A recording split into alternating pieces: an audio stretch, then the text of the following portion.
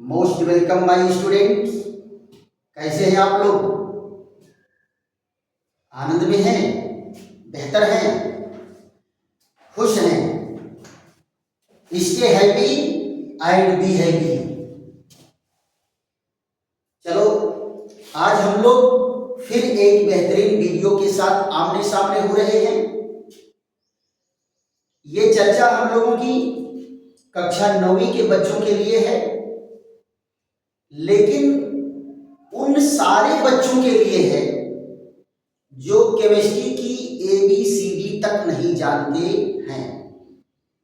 हर student अगर brain को खोल करके ओपन करके अगर सुनेगा तो ये बातें जरूर उसके समझ में आएगी। पिछले वीडियो में हम लोग चर्चा किए थे परमाणु क्या होता है।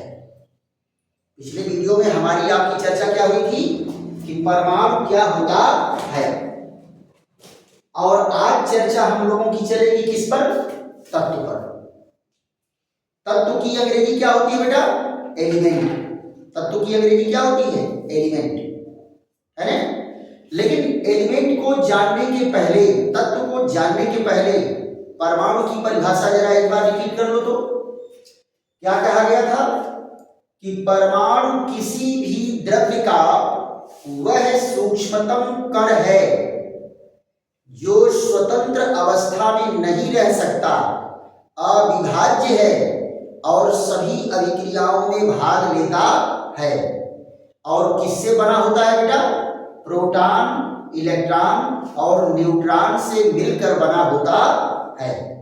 यही तो परमाणु की परिभाषा थी। और परमाणु की अंग्रेजी क्या होती है? एटम। अब एटम किस शब्द से बना है? एटमॉस। किससे बना है? एटमॉस, जिसका मतलब क्या होता है? अविभाज्य, नॉन डिविजिबल। तो अंग्रेजी में क्या डेफिनेशन हो जाएगा?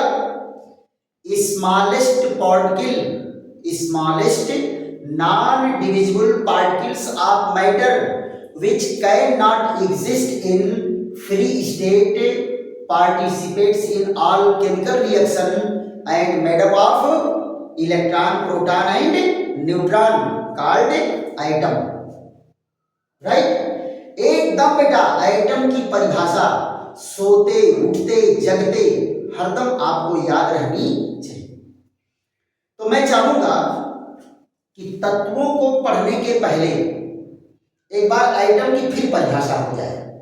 यहां देखो, याद करो, ये परमाणु, परमाणु जिसकी अंग्रेजी क्या है? एटम। अंग्रेजी क्या है? एटम। क्या इसकी परिभाषा दिए थे? परिभाषा क्या इसका दिए थे? किसी भी द्रव्य, किसी द्रव्य का सूक्ष्मतम, सूक्ष्मतम माने सबसे छोटा, सूक्ष्मतम अविभाज्य कण, अविभाज्य कण जो स्वतंत्र अवस्था में नहीं रह सकता, स्वतंत्र अवस्था में नहीं रह सकता, परंतु सभी अभिक्रियाओं में भाग लेता है, सभी अभिक्रियाओं में भाग लेता है तथा इलेक्ट्रॉन, प्रोटॉन व न्यूट्रॉन से बना होता है, बना होता है। क्या कहलाता है बेटा? परमाणु। परमाणु कहलाता है। परमाणु कहलाता है। ये है डिफिनीशन। ये क्या है? डिफिनीशन है, परमाणु की परिभाषा है। क्या है? किसी द्रव्य का सूक्ष्मतम अविभाज्य कण जो स्वतंत्र अवस्था में नहीं रह सकता परंतु सभी अभिक्रियाओं में भाग लेता है तथा इलेक्ट्रॉन, प्रोटॉन व न्यूट्रॉन से बना होता है। क्या कहलाता है? परमाणु कहलाता है। देखो बेटा, आप सीधे आंख मूंद लो, सबसे छोटा कण है, सबसे छोटा कण है, ये अविभाज्य है। लेकिन ये सब चीजें क्या है? सामान्य कंडीशन की हैं, विशेष परिस्थिति की नहीं है। आपको डाल्टन सिद्धांत और नौ डाल्टन सिद्धांत जब पढ़ाएंगे तो दोनों में अंतर बताएंगे तो आपको रहेगा। लेकिन यहां देखो बेटा, कहा जाता है कि स्वतंत्र नहीं रह सकता, तो अक्रिय गैसों को और अक्रिय धातुओं को छोड़ के लिखा जाता है। समझिए कि नहीं समझिए? अब जरा ध्यान दो, इसके बाद हम लोगों की चर्चा क्या होगी? तत्व। क्या होगी? तत्व। तत्व की अंग्रेजी क्या होती है? एलिमेंट। तत्व की अंग्रेजी क्या है? एलिमेंट। एलिमेंट। एलिमेंट क्या है बेटा? बस सीधा सीधा कह दो, एक ही परमाणु से बने हुए द्रव्य, एक ही प्रकार के परमाणु से बने हुए द्रव्य तत्व कहलाते हैं। एक ही प्रकार के परमाणुओं से बने हुए द्रव्य तत्व कहलाते हैं। उसमें एक ही परमाणु होगा, एक ही प्रकार के परमाणु होंगे, राइट? तो क्या कहा जाएगा? यहां देखो, एक ही प्रकार के, एक ही प्रकार के परमाणुओं से बना द्रव्य, एक ही प्रकार के परमाणुओं से बना द्रव्य तत्व कहलाता है। तत्व कहलाता है। तत्व कहलाता है। जहां ध्यान दो, तत्व कौन कौन है? हाइड्रोजन भी तत्व है, सोडियम भी तत्व है, पोटेशियम भी तत्व है, और एल्युमिनियम भी तत्व है, लोहा भी तत्व है, जिंक भी तत्व है, पारा भी तत्व है। अभी तक बेटा प्रकृति में नहीं, प्रकृति में तो 92, केवल 92 to 93 एलिमेंट जो है नेचुरल है। लेकिन आपके पीरियोडिक टेबल में 118 तत्व की खोज हो चुकी है। तो कुछ तत्व इसमें आर्टिफिशियल है, मैन मेड है, और कुछ तत्व 92 to 93 ये क्या है? नेचुरल है। तो इतने प्रकार के तत्वों की खोज हो चुकी है। लोहा क्या है? एक तत्व है। तांबा क्या है? एक तत्व है। एल्युमिनियम क्या है? एक तत्व है। समझ गए नहीं समझ गए? तो ये सारे तत्वों की कहानी है।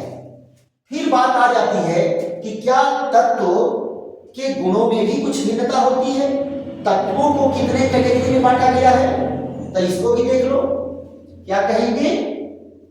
तत्वों के प्रकार। तत्वों के प्रकार।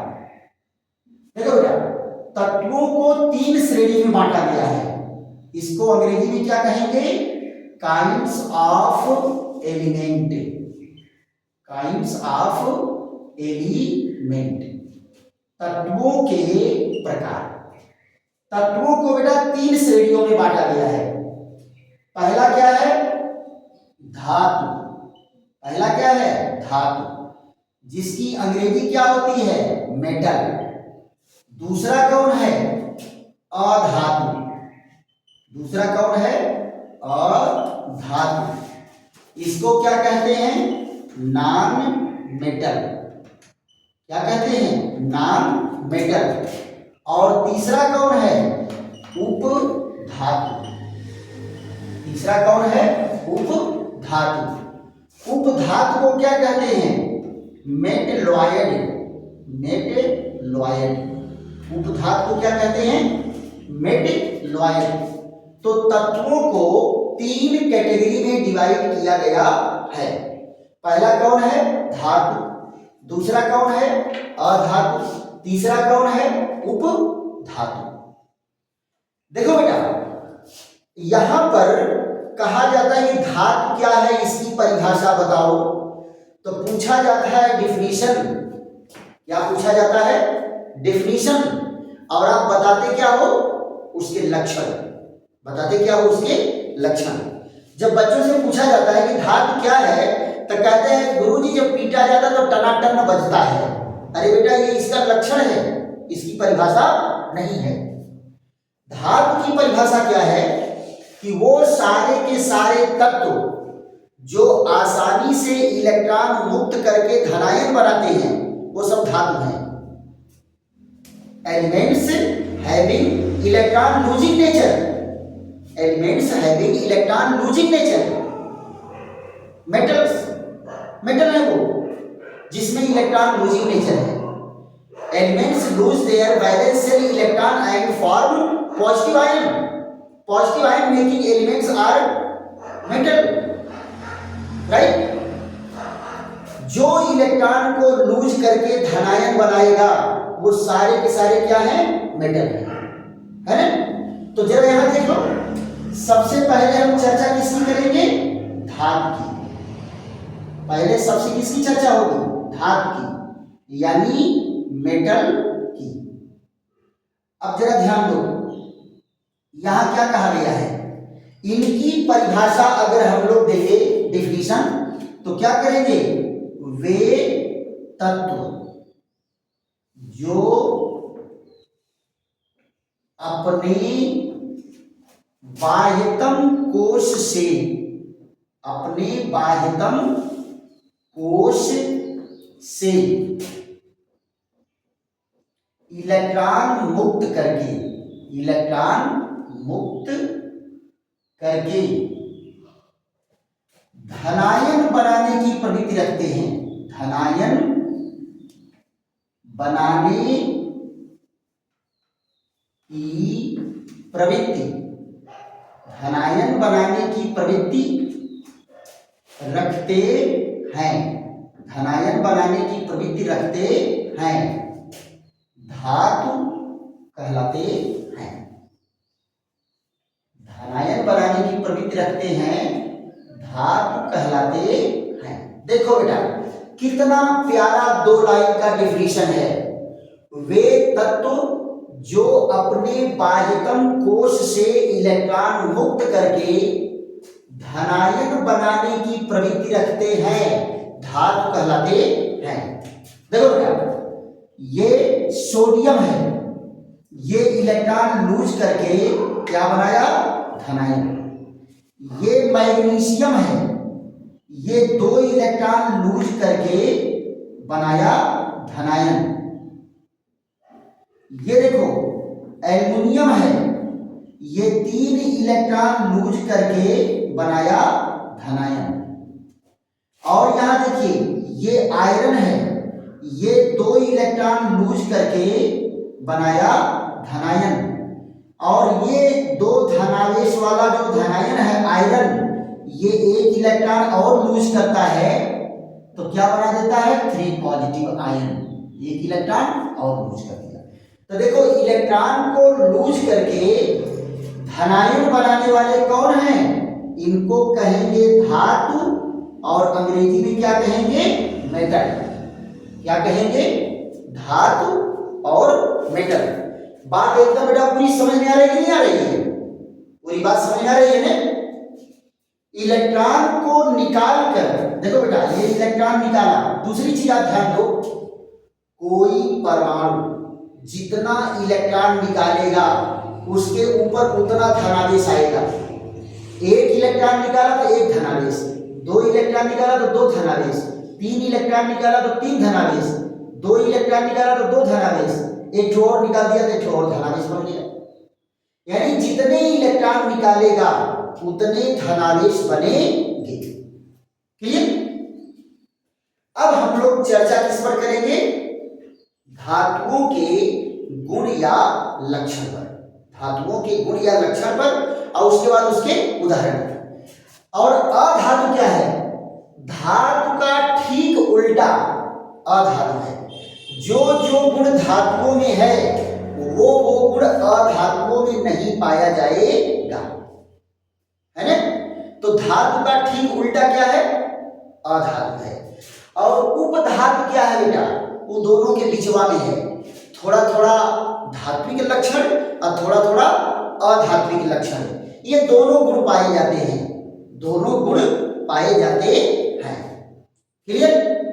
तो आइए इनके लक्षणों पर हम लोग चर्चा कर लेते हैं। तो लक्षण इनके क्या है जरा ध्यान दो बेटा, ये इतना ही काम चल जाएगा, बहुत ज्यादा एरिया नहीं कवर करना है। देखो धातुओं के क्या लक्षण है? पहला देखो विशेष चमक, धातुओं में क्या है? विशेष प्रकार की चमक होती है। अच्छा ये बताओ, सोना पीला पीला चमकता है कि नहीं चमकता है? तांबा लाल लाल रंग का चमकता है कि नहीं चमकता है ना? तो इसमें क्या होती है? विशेष चमक होती है। दूसरी चीज क्या होती है?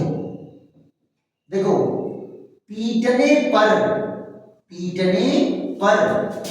विशेष ध्वनि, पीटने पर विशेष ध्वनि उत्पन्न होती है।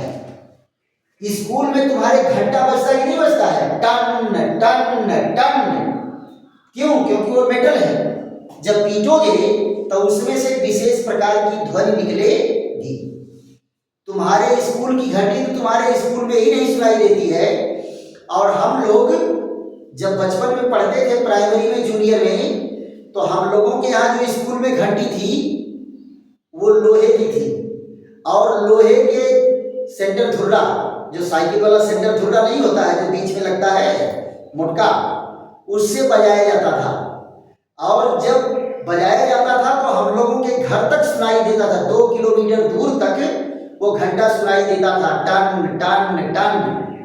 और जो चपरासी थे वो आधा घंटा पहले से बजाना शुरू कर देते थे, टन टन टन, फिर टन टन टन। हम लोगों को सुनाई देता चल चल चल चल चल चल, अब बस बस्ता लेकर के, बैग लेकर के चल देते थे स्कूल के लिए। तो ये है, धातुओं को पीटोगे तो क्या होगा? विशेष प्रकार की ध्वनि उत्पन्न होगी। तीसरा इसका गुण क्या है? आघात वर्धनीयता, आघात वर्धनीयता इसका गुण है। आघात वर्धनीयता क्या होता है बेटा? अगर इसको आप पीटोगे, खूब हथौड़ी से घुमचा के पीटोगे तो ये टूट करके बिखरेंगे नहीं, चोट को बर्दाश्त कर लेते हैं, और नहीं तो चपटा हो जाएंगे। क्या हो जाएंगे? चपटा हो जाएंगे। अच्छा ये बताओ, कितने लोग जो है ये छाटी वाला गड़सा ले गए हो पिटवाने के लिए, उसको लोहार क्या करता है? टक टक टक टक टक टक टक टक टक टक पीट करके धारदार बना देता है, नहीं बना देता है कि लोहे का जो गड़सा है वो टूट के अलग हो जाता है? टूट के अलग नहीं होता। इसी को कहते हैं आघात वर्धनीयता। चौथा गुण क्या है? धातुओं में तन्यता, तन्यता का गुण। तन्यता का गुण क्या होता है बेटा? इसकी तनन सामर्थ्य होती है, इनके परमाणुओं के बीच में बड़ा प्रबल आकर्षण बल होता है, इनके परमाणु एक दूसरे को छोड़ के अलग नहीं होते। तन्यता गुण, इसीलिए तन्यता गुण के कारण क्या होता है? खींचकर तार बनाया जाता है, खींचकर तार बना सकते हैं, खींचकर तार बना सकते हैं। देखो बेटा, एल्युमिनियम के भी तार बनते हैं, लोहे के भी तार बनते हैं, तांबा के तार तो बहुत पतले पतले बनते हैं, तांबा के तार बहुत पतले पतले बनते हैं। देखो वो जो प्लास्टिक वाला जो कवर होता है, जब उसको हटाते हो उसमें पतले पतले बहुत सारे तार होते नहीं होते हैं, तो वो सारे तार जो है खींच के बनाए जाते हैं। और इसी गुण को क्या कहते हैं? तन्यता। क्या कहते हैं? तन्यता। सबसे ज्यादा तन्यता किसमें होती है बेटा? सबसे ज्यादा तन्यता सोना में होती है। अब सोना को सोनार लोग जाने, लेकिन किताब में क्या लिखा है कि 1 ग्राम सोना को खींच करके, 1 ग्राम माने शर्ट की जो बटन देख रहे हो ना, शर्ट की बटन देख रहे हो, इतने अगर सोना रहेगा तो 1 ग्राम हो जाए। आपके लैब में 1 ग्राम रखा हुआ है, उसको दिखा देंगे किसी समय।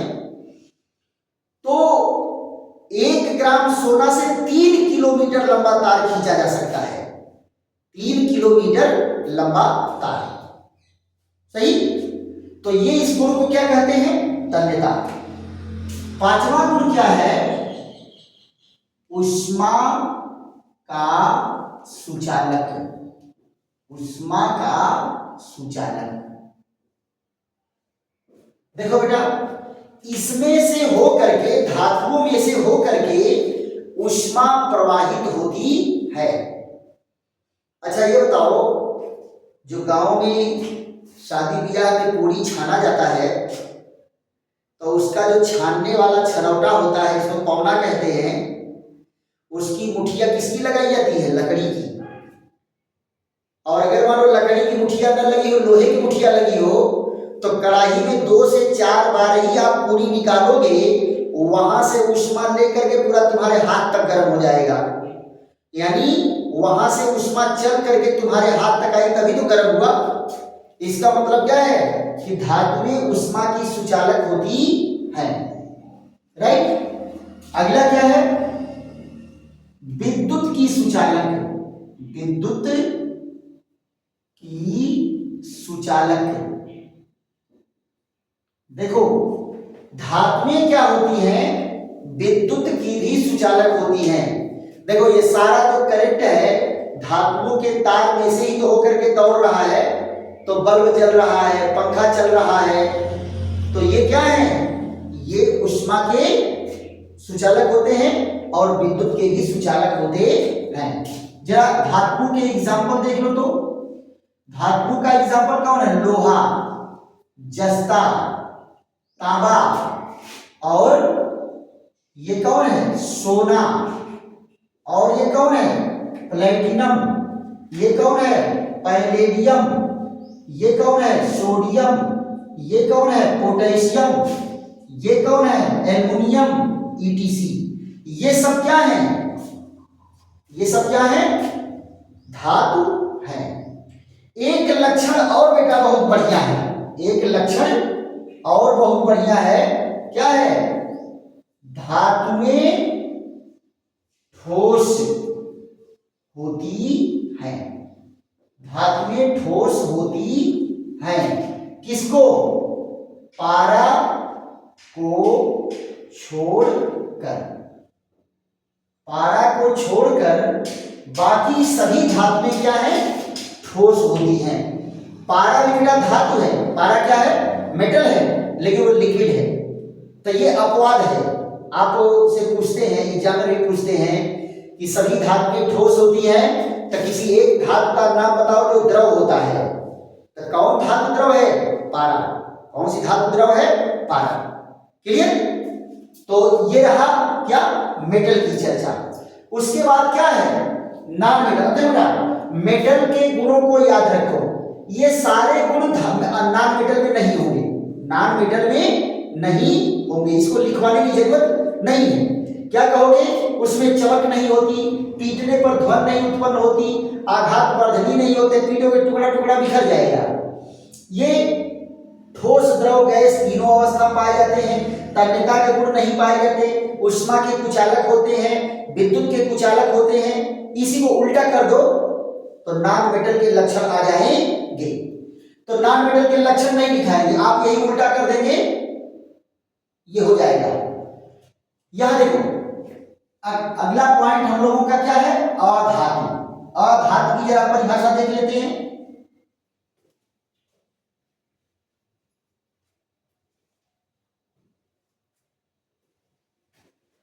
अधातु क्या होते हैं? ये इलेक्ट्रॉन मुक्त नहीं करते बेटा, ये इलेक्ट्रॉन ग्रहण करते हैं और इलेक्ट्रॉन ग्रहण करके क्या बनाएंगे? ऋणायन बनाते हैं। इलेक्ट्रॉन ग्रहण करके क्या है? ऋणायन बनाएंगे। जरा ध्यान से देखो तो इनकी परिभाषा दूसरे नंबर पर है अधातु। अधातु को कहते हैं नॉन मेटल। अधातु को क्या कहते हैं? Non metal. देखिए क्या कहेंगे? वे तत्व जिनके परमाणु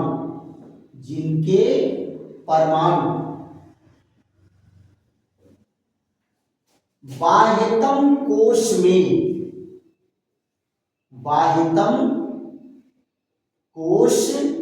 में इलेक्ट्रॉन ग्रहण करके